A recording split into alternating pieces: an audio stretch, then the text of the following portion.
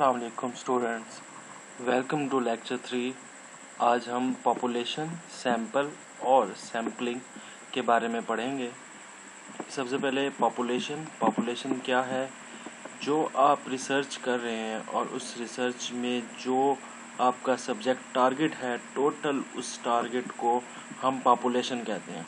For example, अगर आप research करना चाह रहे हैं, स्टूडेंट्स जो लाहौर हाई स्कूल्स में पढ़ते हैं, गवर्नमेंट स्कूल में पढ़ते हैं, तो जितने भी बच्चे गवर्नमेंट हाई स्कूल्स के हैं तो वो आपकी पॉपुलेशन होगा। अगर आप रिसर्च करना चाह रहे हैं कि पूरे लाहौर के जो यंग डॉक्टर्स हैं तो उनके बारे में करना चाह रहे हैं, तो वो सारे के सारे यंग डॉक्टर्स आपकी रिसर्च की पॉपुलेशन कहलाएंगे।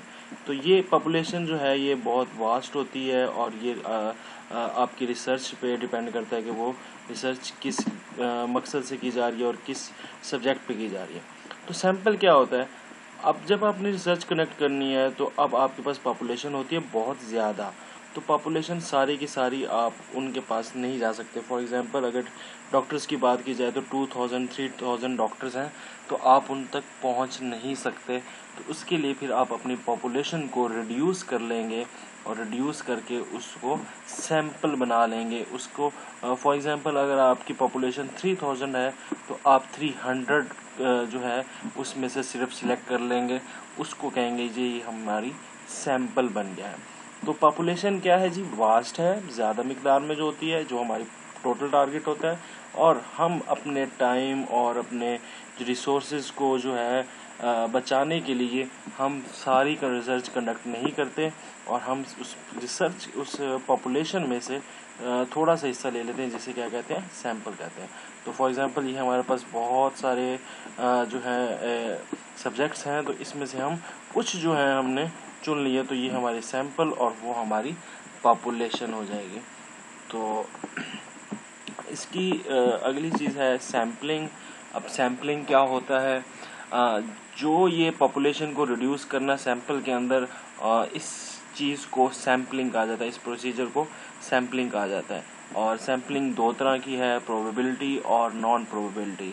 तो प्रोबेबिलिटी क्या होती है? बिल्कुल रैंडम होती है, इसमें आपको कोई जो है अपनी चॉइस, अपनी चीज़ नहीं होती। जबकि नॉन प्रोबेबिलिटी के अंदर आपकी थोड़ी बहुत अपनी चॉइस जो है वो रखते हैं। पहले हम पढ़ लेते हैं प्रोबेबिलिटी के ऊपर आगे ये।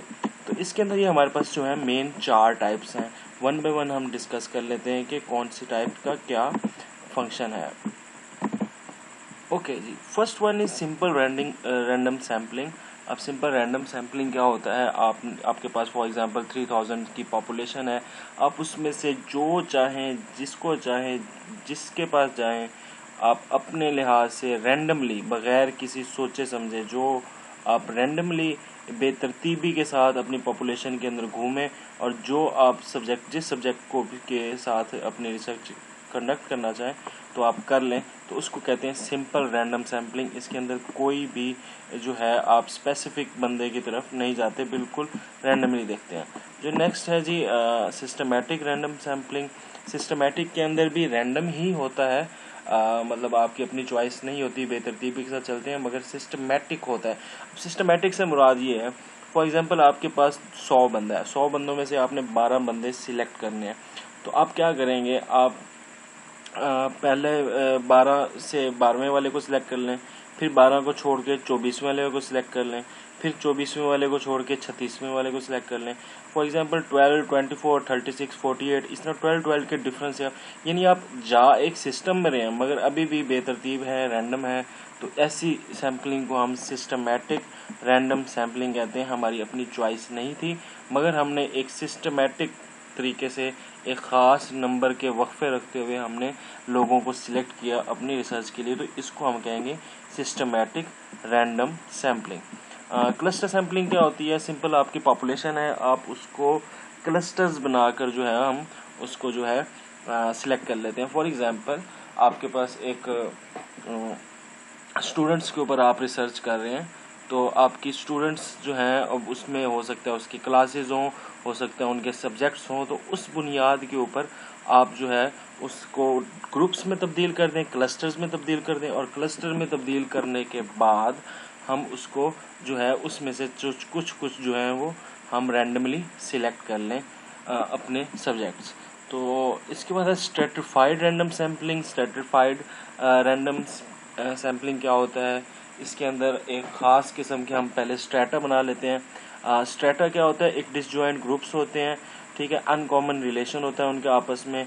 उसके बाद हम उनमें से इंडिपेंडेंटली रैंडमली थोड़े थोड़े सिलेक्ट कर लेते हैं और हमारी जो है वो सैम्पल बन जाता है। तो सिंपल रैंडम क्या था, सिंपली आपने रैंडमली लोग इकट्ठे कर लिए, सिस्टमेटिक में कुछ जो है वो एक ख़ास वक्फे से आपने सिलेक्ट किए, क्लस्टर में क्लस्टर्स बनाकर on the basis of class, on the basis of age, on the basis of subjects. और सर्टिफाइड में आप डिसजॉइंट ग्रुप्स बनाकर उसमें से थोड़े थोड़े सैंपल सेलेक्ट कर लेते हैं। ये तो एक ये रिवीजन भी हमारी हो गई है। इसके बाद आ जाए नॉन प्रोबेबिलिटी सैम्पलिंग के ऊपर। तो इसमें हमारा पहला है कन्वीनियंस सैम्पलिंग। सिंपल नाम से ज़ाहिर है कि इसमें आप अपनी सहूलत देखते हैं कि जहाँ भी आपको जो आसान लगे रिसर्च के लिए, जो आपको सबसे सिंपल लगे, जो इजी लगे, जो कन्वीनियंट लगे, उस वे से आप सैम्पलिंग करते हैं, तो इसे कन्वीनियंस सैम्पलिंग कहते हैं। फॉर एग्जांपल आप मार्केट में देखना चाहते हैं कि मार्केट, किसी भी मार्केट को सर्च करना चाहते हैं, तो आप वो देखेंगे जो आपके घर के करीब है। आपको क्या ज़रूरत है कि दूर दराज के ट्रेडर्स के पास जाकर रिसर्च करने की। तो कन्वीनियंस में आप अपनी सहूलत देखते हैं, जैसे आपको सहूलत लगती है, जहाँ आपको सहूलत लगती है आप वहाँ पे जाकर उनसे जाकर रिसर्च करने। तो ऐसी सैम्पलिंग को हम कन्वीनियंस सैम्पलिंग कहते हैं।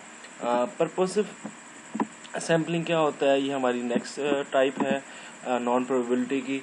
पर्पसिव के अंदर जो है आप एक पर्पस को लेकर जो है वो रिसर्च करते हैं। फॉर एग्जांपल पर्पस को लेकर मतलब ये है कि अगर आप करना चाह रहे हैं, फॉर एग्जांपल उन बच्चों के ऊपर रिसर्च करना चाह रहे हैं जिनको पनिशमेंट मिलती है या मिल चुकी है, तो अब आप उन बच्चों के पास तो नहीं जाएंगे जिनको पनिशमेंट ना मिली हो। तो आपने स्पेसिफिक कर लिया कि मैं रिसर्च करूंगा ज़रूर, मगर मैं हर बच्चे के पास नहीं जाऊंगा, मगर मेरा जो मकसद है रिसर्च का कि फॉर एग्जांपल कॉर्पोरल पनिशमेंट के ऊपर है, तो जिन बच्चों को ये पनिशमेंट मिल चुकी है सिर्फ उन्हीं से कनेक्ट कर रहा हूँ, तो ऐसी को पर्पसिव सैम्पलिंग कहते हैं। जी, हमारे पास नेक्स्ट है स्नोबॉल सैम्पलिंग। स्नोबॉल सैम्पलिंग क्या है, ये स्नोबॉल सैम्पलिंग में स्पेशली उस वक्त होती है जब आपको अपने सब्जेक्ट्स की लोकेशंस का ना पता हो, आप लोकेट ना कर पा रहे हो। तो इसमें आप क्या करते हैं, सबसे पहले फॉर एग्जांपल आप ऐसे लोगों के ऊपर रिसर्च करना चाह रहे हैं जिनका जो इमिग्रेंट्स हैं, जो बगैर वीज़े के रह रहे हैं, इलीगल रह रहे हैं, तो आप उनके ऊपर रिसर्च करना चाहते हो, आप इजीली लोकेट उनको नहीं कर सकेंगे। तो आप क्या करेंगे, सबसे पहले जो गिने चुने 2, 3, 4, 5 जो बंदे होंगे उनके ऊपर जाएंगे, उनको लोकेट करेंगे। जब वो लोकेट हो जाएंगे फिर आप उनसे उस सैम्पल से कहेंगे कि हम मज़ीद आप हमें लोकेट करके दें, फिर मज़ीद लोकेट करें। यानी ऐसे सैम्पलिंग जिसमें आपको सब्जेक्ट की लोकेशन का ना पता हो और उसको ढूंढते हैं और दूसरे सब्जेक्ट्स की मदद से, यानी एक को से मिले तो फिर 1 से 4 बंदों को पता लगा, फिर 4 से 8 बंदों को पता लगा। तो ऐसे ऐसे करके जो सैम्पलिंग चले तो उसको हम स्नोबॉल सैम्पलिंग कहते हैं। इसके बाद है कोटा सैम्पलिंग। कोटा सैम्पलिंग में हम सिंपल क्या करते हैं, कोटा रख लेते हैं। कोटा मिसाल के तौर पे अगर आप रिसर्च कर रहे हैं उसमें मेल्स भी हैं फीमेल्स भी हैं, तो आपने कोटा रख लिया कि मेरी टोटल 100 बंदे मैंने सैम्पल के तौर पे रखने हैं। तो कोटे में ये हो गया कि 50 मैंने मेल रखने हैं, 50 मैंने फीमेल रखने हैं। तो इसको हम कहते हैं ये है कोटा सैम्पलिंग। फॉर एग्जांपल आप सब यूनिवर्सिटी में रिसर्च कर रहे हैं, तो आप जो है साइंस वालों से 100 साइंस वाले रख लिए हमने, जो 100 हैं वो अकाउंटिंग वाले रख लिए, 100 जो हैं वो आर्ट से रिलेटेड जो हैं वो रख लिए। तो इस तरह करके आपने जब कोटा बना लिया और कोटे में भी फिक्स कर लिया कि मैंने इतने बंदे इस कोटे में से सैंपल के तौर पे लेने हैं, तो ऐसी सैम्पलिंग को हम कोटा सैम्पलिंग कहते हैं। तो आई होप ये पॉपुलेशन सैंपल और सैम्पलिंग आपको समझ आ गया हो। अगर नहीं समझ आया तो आप कमेंट्स में क्वेश्चन कर सकते हैं। Thank you.